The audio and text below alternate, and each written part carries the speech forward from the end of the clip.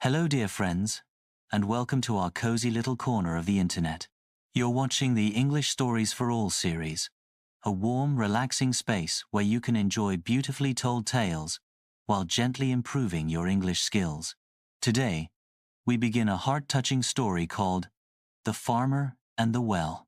This story is told in simple English, perfect for learners from anywhere in the world. So grab a warm drink, get comfortable, and let's begin. Chapter 1. The sun rose gently over the golden fields of a quiet village, brushing the land with soft light.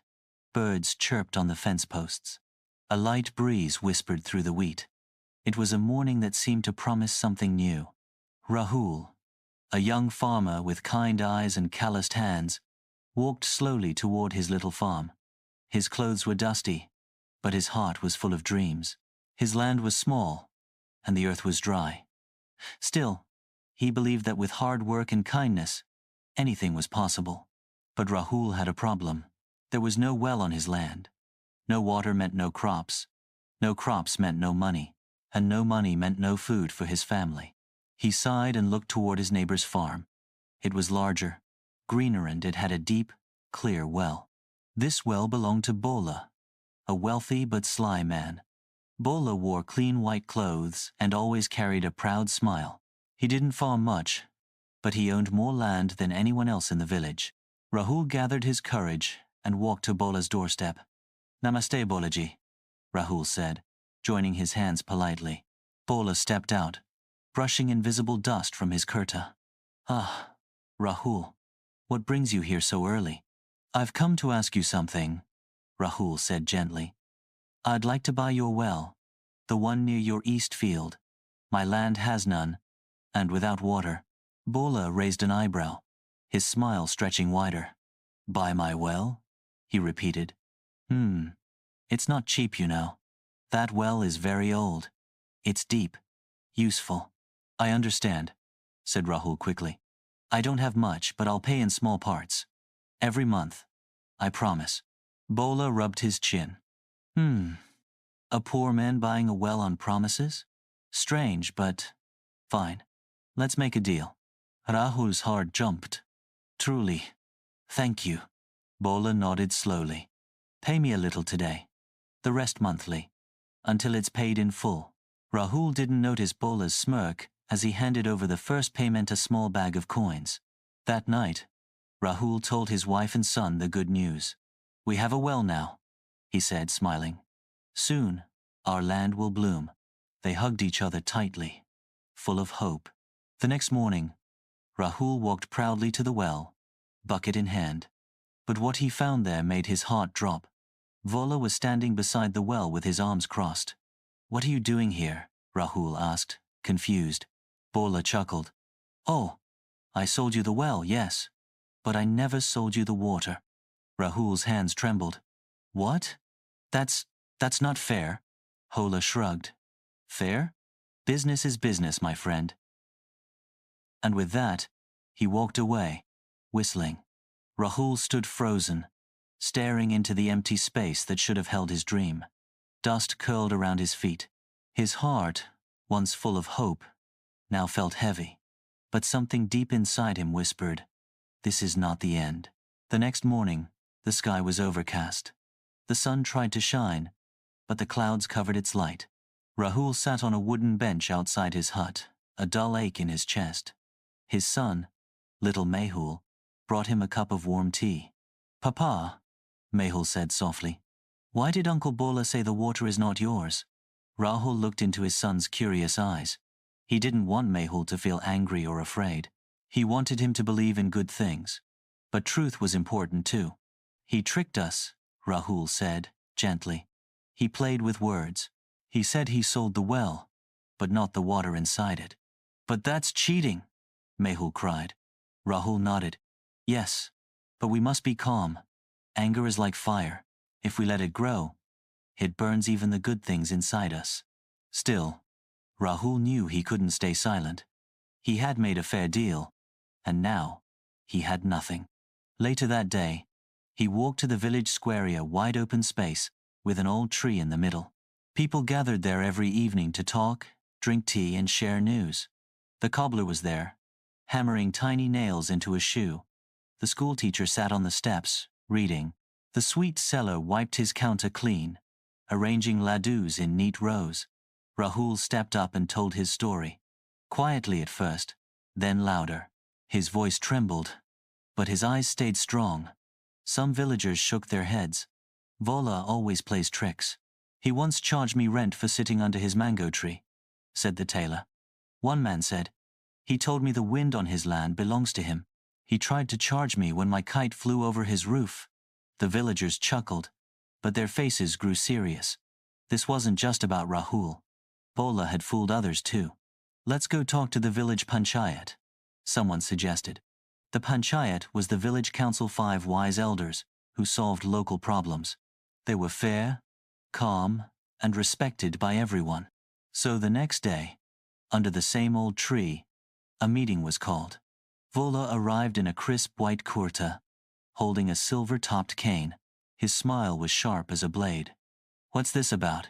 He asked, looking around. One of the elders, a kind woman named Amaji, spoke firmly. Rahul says you sold him your well, but when he came to take water, you stopped him. Vola laughed. Of course. I sold him the structure, not the water. The water flows. It's mine. But a well without water is just a hole in the ground, said Amaji. The other elders nodded. Your words are clever, Vola, but wrong. Vola's eyes narrowed. So what? It was his job to ask. I didn't lie. Rahul stepped forward. Bolaji, I came to you with trust. I made a promise to pay every month. I never imagined you would play with my honesty. There was a long silence. Even the birds on the tree seemed to pause. Then, Amaji said, Rahul kept his part of the deal. You, Vola, used your words to trick him. That is not fair. And this village believes in fairness. The crowd murmured in agreement. Vola frowned. So what now? Amaji smiled gently. We will think. Return tomorrow morning. The panchayat will give its decision. Rahul walked home that night, still unsure. The wind was cool, the stars quiet. His son walked beside him, holding his hand tightly. Papa, what will they say tomorrow? Rahul smiled a little. Whatever happens, beta, we will stand tall. Truth always finds its way like water through stone. And for the first time in days, Rahul slept peacefully. Morning broke with the soft rustle of leaves. Sunlight danced through the neem tree outside Rahul's home. He stood in the doorway, watching the sky slowly shift from orange to gold. Today, the village would decide. Rahul washed his face, dressed in clean clothes, and took Mehul's small hand in his. His wife packed some chapatis in a cloth bundle, for strength, she said with a smile. As they walked toward the banyan tree where the panchayat met, people joined from every corner, children with curious eyes, women in bright scarves, old men leaning on canes. Even Vola arrived, riding a bullock cart, his cane tapping the side as if keeping time. The 5 elders sat cross-legged beneath the tree. Their faces were calm, but their eyes were sharp.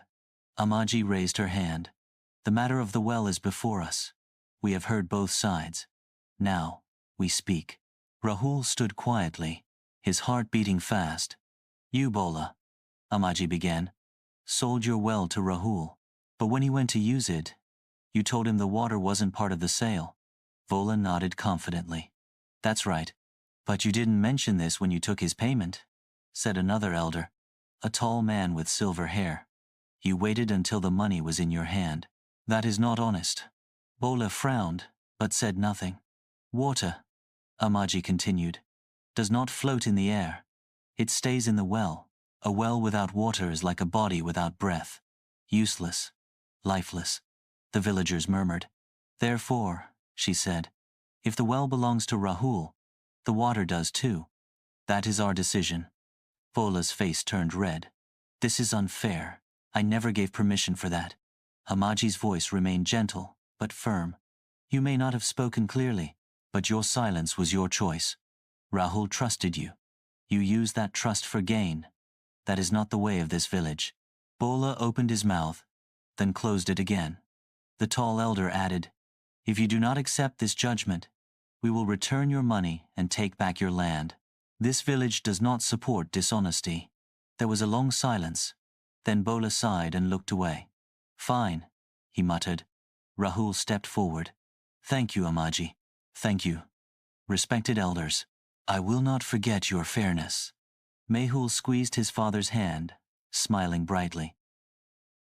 That evening, Rahul walked to the well again, this time with a full heart. He drew up a bucket of cool, clear water and poured it into the soil. The dry earth soaked it in like a thirsty child. The next days were busy. Rahul worked from sunrise to sunset. He planted seeds with care. His wife brought food to the fields. Mehul ran between rows, laughing as the green shoots appeared. One morning, Fola walked by the edge of Rahul's field. He looked older somehow, less proud. Rahul saw him and offered a wave. "Would you like some water?" Fola paused. Then slowly he nodded. Rahul handed him the bucket. "Here, it's good water." Vola drank in silence. Then he whispered, "You're a good man, Rahul. Better than I was." Rahul smiled. "It's never too late to change." For the first time, Bola smiled back. And under the sun, beside the well that once brought trouble, two men stood in quiet understanding. The courtroom was silent. All eyes were on the old man in the soft brown shawl Birbal. His eyes sparkled with kindness, but his voice was firm. "So, you say the well is yours, but you sold the water?" Birbal asked the cunning merchant. The merchant fidgeted, his hands sweating. "Yes, I sold the water, but not the well." Birbal smiled gently. "Then, good sir, you must remove all your water from the well, at once." A few people gasped. The merchant's mouth fell open. But that's impossible." "Exactly," Birbal said calmly. "Water in a well cannot be taken out unless the whole well is used. You sold the water. It now belongs to the farmer. You have no right to stop him from using it." The merchant's face turned red. The crowd murmured in agreement. Truth, like light, was flooding the room. Chandan the farmer stood there, stunned. Tears welled in his eyes, not of sadness, but of deep relief. After weeks of worrying, praying, and holding on to hope, his voice finally returned. "Thank you," he said softly, bowing to Birbal. "You have given me more than water. You have given me justice." Birbal nodded. "Always remember, truth is like a well. It may be hidden deep, but once found, it nourishes everyone." Outside the court, the sun was setting. Chandan walked home with a lighter heart and a peaceful mind. That evening, he stood beside the well, his well, and lowered the bucket into the cool, quiet water. He listened to the gentle splash and smiled. All the crops in his field seemed to stand a little taller, touched by the water of honesty. Birds flew low, singing sweet songs. The sky above was painted in soft pinks and oranges, as if the heavens were celebrating truth too. Back in the village, people still talked about the clever merchant, but even more, they talked about Chandan's honesty and Birbal's wisdom. And from that day on, whenever a problem rose between neighbors, someone would say, "Let's remember the story of the farmer and the well." And they did.